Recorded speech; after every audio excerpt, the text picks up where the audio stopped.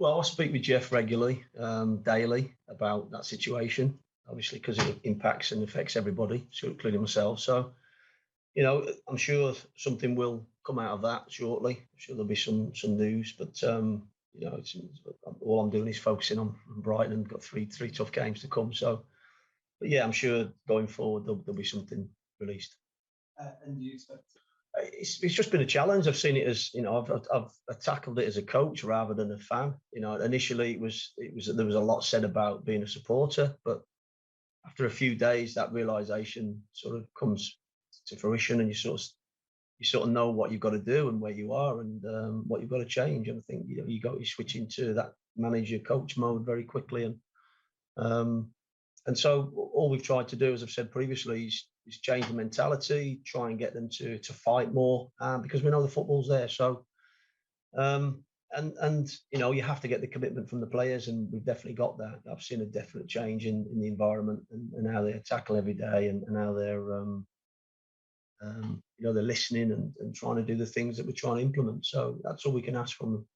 Yeah, and I think that's as much as we can do. Obviously the results are really important. I mean, that would be my only, if we can get some points from the last couple of games, then that would be better than handing them over in a good place. We want to hand them over in a good place and get some points as well. So that's the only disappointment that I would have, that I think I've impacted the environment. Myself and James have worked very hard to change that mentality. But ultimately, if we can get more points, that would be the best thing for us.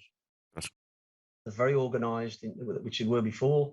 I think they almost have that little bit of freedom now to show real intent and be decisive in them forward areas.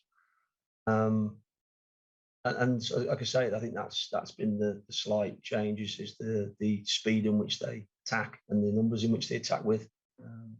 But wouldn't want to be disrespectful to what was built there, because what was built there was working and was superb anyway. So, as I say, I think that because that structure's there and that's been very strong and built over a period of time, that they've been able to carry that on, and almost seamlessly, really.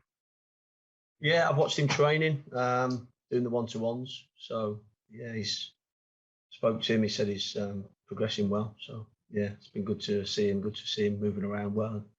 He looks good at the moment. Is there a timeline on when he could be back involved?